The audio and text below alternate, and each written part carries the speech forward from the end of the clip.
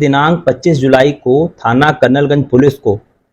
चंद्रिका प्रसाद जो धौरहरा के निवासी हैं थाना क्षेत्र कर्नलगंज के, उनके द्वारा सूचना दी गई थी कि उनका बड़ा बेटा अर्जुन राजपूत जो फूलों की खेती का व्यवसाय करता है, वो 24 जुलाई की शाम को बाजार में जाने की बात कह के निकला था और घर वापस नहीं आया। जब उसको तलाश किया गया और वो नहीं मिला तो थाने पर उन लोगों द्वारा सूचना दी गई, जिस पर थाना कर्नलगंज पे इस प्रकरण के संबंध में गुमशुदगी दर्ज की गई और पुलिस द्वारा उनकी तलाश की जाने लगी। इसी बीच कुछ समय उपरांत जो गायब व्यक्ति थे अर्जुन राजपूत, उनके फोन से परिजनों के फोन पर एक कॉल आई, जिस पर अज्ञात व्यक्ति द्वारा 70 लाख रुपए फिरौती की मांग की गई और कहा गया कि यदि पैसा नहीं मिलता है तो उनके बेटे को वो सकुशल नहीं पा पाएंगे। जब ये सूचना थाना कर्नलगंज पुलिस को दी गई, पुलिस द्वारा तत्परता से इसमें सुसंगत धाराओं में मुकदमा पंजीकृत किया गया। इस घटना को अत्यंत गंभीरता से लेते हुए मेरे द्वारा अपर पुलिस अधीक्षक पश्चिमी के नेतृत्व में कुल 4 टीमों का गठन किया गया। एसओजी और सर्विलांस टीम को भी इसमें सहयोग हेतु लगाया गया। इसी बीच 1-2 कॉल और परिजनों के फोन पर एक अपरिचित व्यक्ति का अर्जुन राजपूत के ही फोन से आया, जिसमें पुनः पैसे की मांग की गई और बाकी जो 2 कॉल्स आई उसमें खुद उसके द्वारा रोते हुए घर पे ये बात बताई जा रही थी कि उसके साथ मारपीट कर रहे हैं।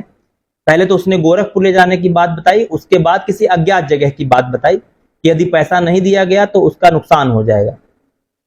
हमारी टीमों द्वारा लगातार अथक मेहनत और प्रयास किया गया। तमाम सीसीटीवी फुटेजेस को खंगाला गया जो पूरे रास्ते के थे।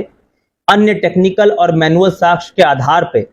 इस पूरे घटना का खुलासा करते हुए जो ये गायब व्यक्ति थे अर्जुन राजपूत, इनको सकुशल बरामद किया है हमारी टीम ने हरिद्वार के हरके पैड़ी से, और इनको फिर वापस गोंडा लेकर आए हैं, जहां पर इनका आज सुबह मेडिकल कराया गया है। ये पूर्ण रूप से स्वस्थ हैं, कुशल हैं और इनके साथ किसी भी प्रकार की कोई घटना या मारपीट नहीं हुई है।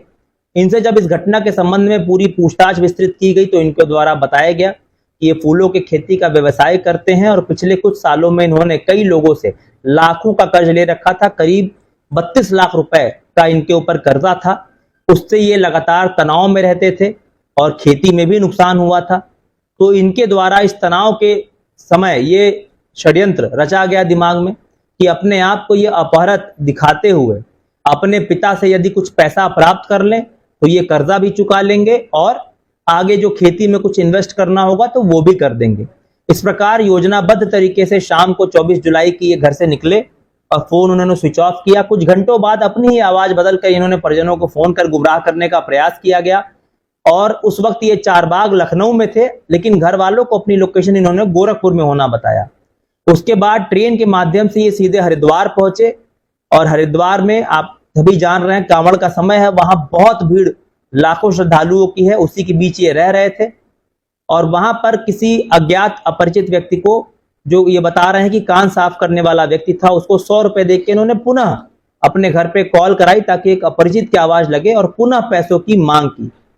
इनको हमारी टीमों द्वारा वहां दिन भर जो पुलिस टीम थी वो कांवड़ियों के वेशभूषा में वहां डटी रही और लगातार अपनी सूझबूझ और कड़ी मेहनत के बाद इनको वहां पर सकुशल बरामद कर लिया और इस प्रकार उनको यहाँ वापस गोंडा लेकर आए हैं। और जो इस सराहनीय कार्य करने वाली हमारी पुलिस टीम है उनको मेरे द्वारा इस सराहनीय कार्य के लिए 10,000 रुपए के नगद पुरस्कार से पुरस्कृत किया गया है और प्रकरण के संबंध में अग्रिम वैधानिक कार्रवाई अमल में लाई जा रही है।